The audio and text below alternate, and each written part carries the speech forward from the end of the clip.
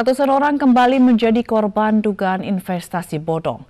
Kali ini sejumlah perwakilan korban diperiksa di Polda Metro Jaya dalam kasus dugaan investasi bodong oleh grup Vikasa dengan total kerugian hampir 160 miliar rupiah. Laporkan ke Pak Kejawi, Pak. Bahwa kami sudah habis, Pak. Tolong, Pak. Tolong kami, Pak. Tolong kami, Pak. Lapor Pak Kapolri, Pak. Tolong kami, Pak. Tolong kami, Pak. Lapor ke Kapolri. Tolong kami, Pak. Lapor ke Pak Joki. Uang kami udah habis, Pak.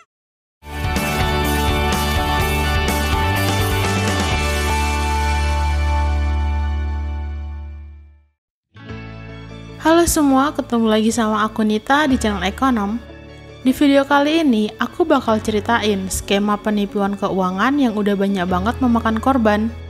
Di video yang kamu lihat tadi adalah satu dari ribuan orang yang tertipu oleh skema penipuan keuangan yang marak terjadi di Indonesia. Meskipun kasus ini udah sering kali terungkap, tapi selalu muncul lagi dengan kemasan yang berbeda-beda dan memakan korban lagi. Misalnya seperti First Travel, Qnet, Mimiles, dan masih banyak lagi. Sebetulnya modus dari skema penipuan dengan kemasan investasi itu udah banyak banget. Tapi yang paling terkenal dan populer yaitu skema Ponzi. Skema investasi Ponzi ini udah ada sejak tahun 1919. Istilah Ponzi sendiri diambil dari nama seorang warga negara Italia bernama Charles Ponzi. Karena dialah yang pertama kali menemukan dan menggunakan skema penipuan investasi bodong ini, yang sampai saat ini pun masih ada saja oknum-oknum yang memakainya.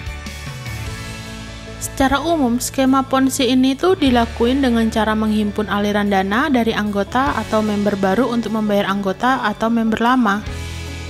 Simpelnya, skema ini tuh menjanjikan imbal hasil yang besar jika berhasil mengajak orang lain untuk bergabung.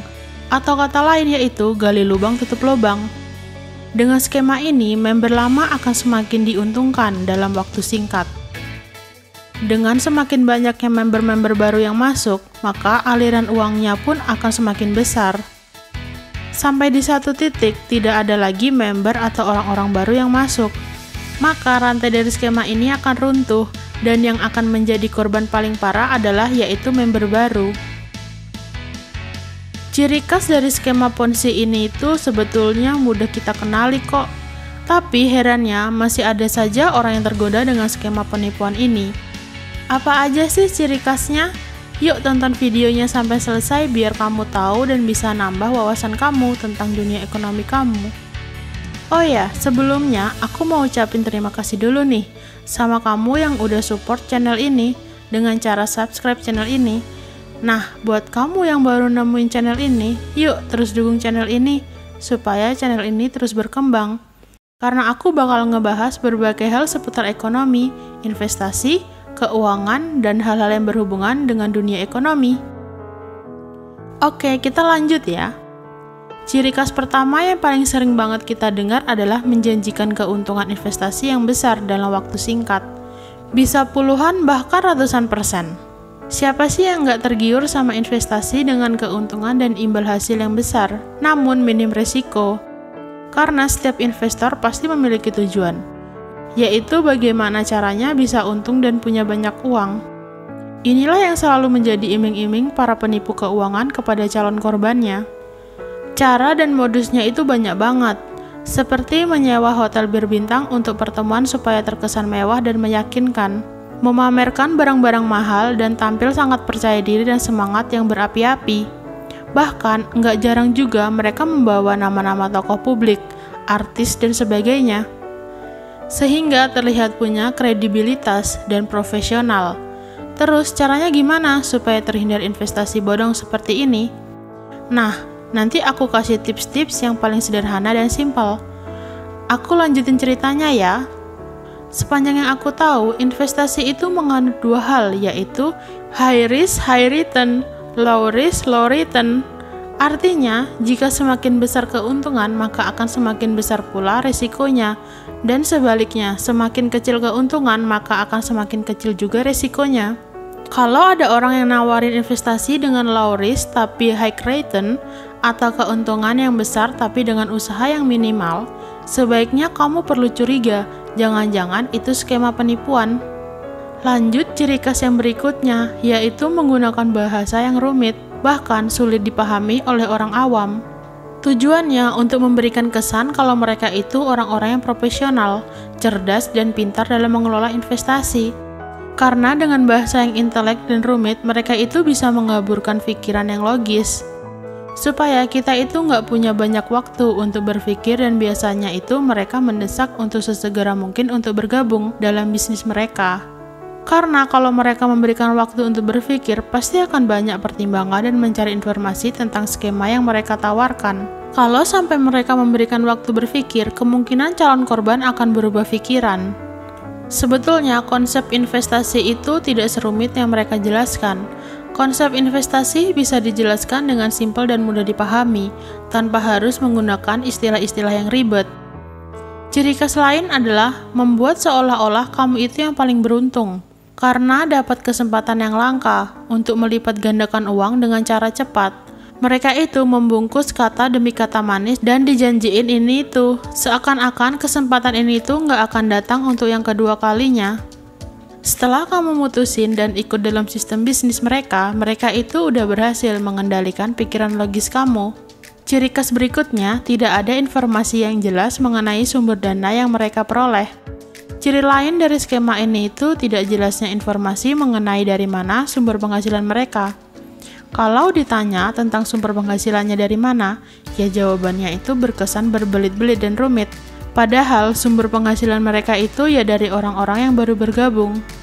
Yang lebih parahnya lagi, kalau kamu udah mutusin untuk bergabung dalam sistem bisnis mereka, kita itu dianjurin untuk membawa keluarga, saudara, atau teman kita.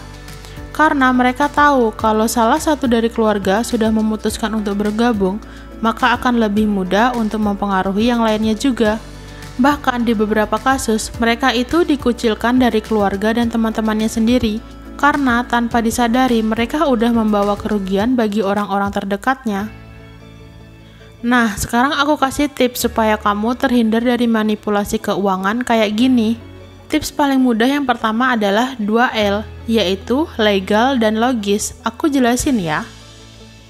L yang pertama adalah legal. Artinya, kamu sebagai calon investor harus dan wajib mencari kebenaran dari legalitas perusahaan tersebut. Apakah dia terdaftar di institusi resmi kayak OJK, Bapepti, atau bank? Kalau nggak ada, kamu perlu waspada. Dan satu lagi nih, mereka, oknum investasi bodong biasanya memberikan informasi seolah-olah mereka itu udah terdaftar dengan menunjukkan sertifikat dan lain-lain dari institusi resmi. Kamu perlu teliti lagi apa betul mereka terdaftar.